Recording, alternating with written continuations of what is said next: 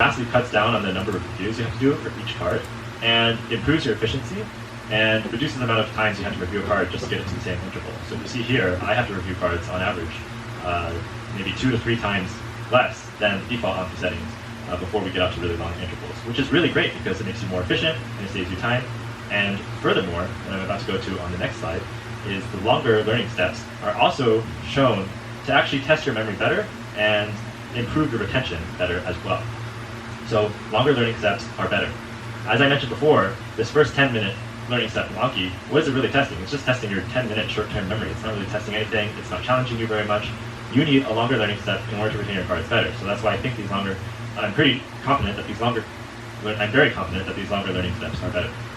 So longer intervals build stronger memory, and they are more efficient, as I mentioned before. So here's kind of how I came up with my learning steps. Super Memo is the program that kind of started spaced repetition and the idea behind it, as far as my knowledge, as far as I know. So in 1985, Peter Wozniak came up with his first intervals based on his pretty unscientific study of what the ideal intervals were. So for him, he kind of just tested it on himself, and he got a first learning interval of 1 day, then 7 days, 16 days, and 35 days. 2 years later, he came up with the Super Memo 2 algorithm, which is actually the algorithm that Anki is based off of. And in that algorithm, he found that the ideal learning steps were steps of 1 day and 6 days, which, as you can see, was the learning step I had. And after that, his cards go into that typical calculation of your current interval times your easiness factor. So 6 times easiness factor of 250 is 15 days. So that's how I got the third interval, or my third learning step. There was also a lot of studies that were done in the 90s and the early 2000s on spaced repetition and retention of long-term recall. So this study, called the Ford-Lawrence study, was conducted in 1993. And so they had everybody study 50 words either at 14-day intervals, so every 14 days they would study these words, every 28 days, or every 56 days. And they noticed that after 5 years of no longer studying the words anymore, so they studied these words for like several years, at 14-day intervals, 28-day intervals, or 56-day intervals, and then they stopped. So that's time 0 right here. Then they tested themselves after each year of no longer studying it to see which one they retained more of, which one helped them retain the information more. And so if you notice here, at the 56-day interval, where they only studied every 56 days, they remember these cards at much higher rates 5 years down the line compared to 28-day intervals or 14-day intervals. So the longer interval between these study sessions was better for effective memory. And then there's a study in 2007 by Rohr and Paschler in which they looked at the 6-month retention of facts or objects as a function of different lengths of study intervals. So towards the left you have short study intervals, and towards the right you have longer study intervals. And if you notice, the retention after 6 months was poorer for people who had short study intervals. It kind of peaked success rate on your reviews.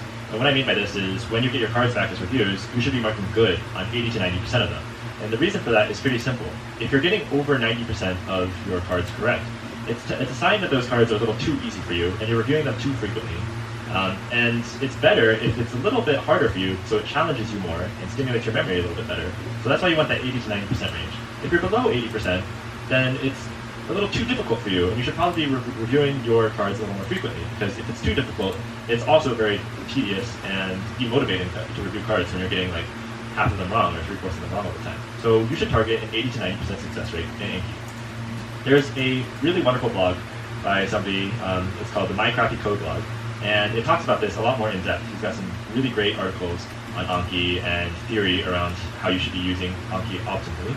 And here he writes that researchers have found that reviews are more effective when they're difficult. That is, if you have to work at remembering a card, it'll have a stronger effect on your memory. The harder a review is, the more it boosts your memory. This is called desirable difficulty in the literature. Somewhere between too hard and too easy, there's a sweet spot where reviews are challenging enough to hold your interest, but not so hard that it feels like torture. When the challenge of the reviews is just right, you'll get a sense of accomplishment and little jolts of dopamine as you do them. Our brains actually enjoy challenges as long as they aren't too hard or too easy. As I see it, this level of challenge is where you want to be. And that level of challenge is 80 to 90% of your cards, getting 80 to 90% of your cards correct. And if you actually go to the Anki manual, you actually see something similar. So Anki talks about the interval modifier and how you can modify it to change your desired retention. They talk about how on the Super Memo website, there's an equation that you can use, so you can calculate how to change your interval modifier to get the desired retention. So imagine we have a current retention rate of 85% and we want to increase it to 90%. We calculate the modifier as log of 90% over log of 85% equals 65.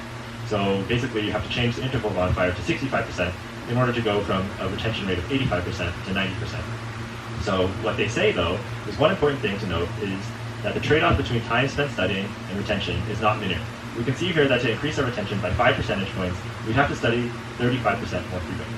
So you really get diminishing returns if you study over 90%. That's why getting more than 90% correct is not ideal.